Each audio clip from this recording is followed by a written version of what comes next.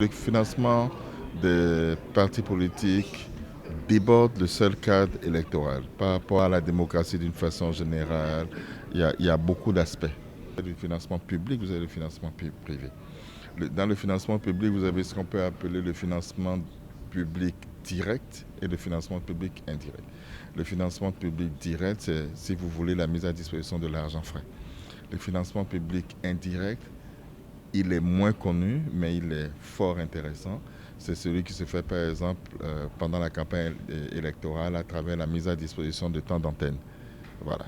Dans le financement public direct, donc mise à disposition d'argent frais, vous avez le financement public direct a priori, c'est-à-dire qui est payé avant l'élection.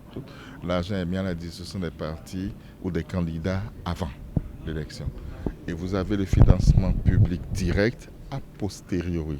Ça, c'est le cas dans notre pays, au Bénin par exemple, où vous allez d'abord compétir et c'est après que vous bénéficiez d'un certain nombre de fonds. Mais dans un cas comme dans l'autre, qu'il s'agisse de financement public direct ou indirect, vous avez des conditions à remplir. Si je suis partisan du financement public et que je considère que le financement public est important et doit être fait de façon conséquente, je le dis immédiatement dans le même élan que le financement public n'est pas la panacée.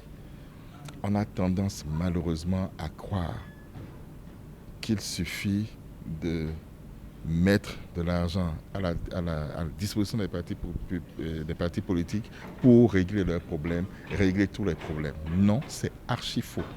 On aura réglé, ce faisant, dans le meilleur des cas, qu'un pan des problèmes.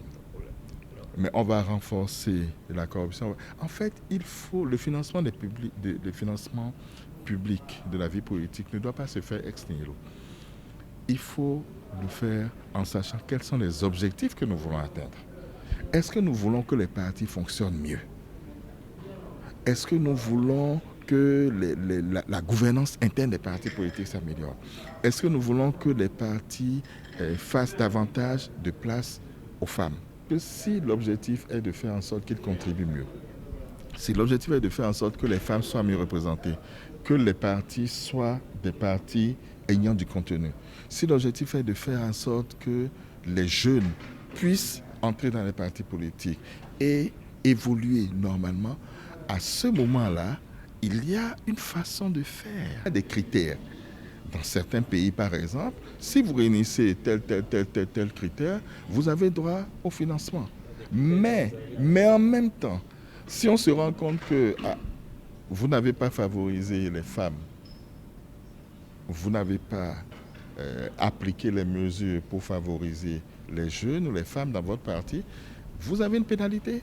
Ce qui fait que, de fait, vous avez moins d'argent que l'argent auquel vous auriez eu droit.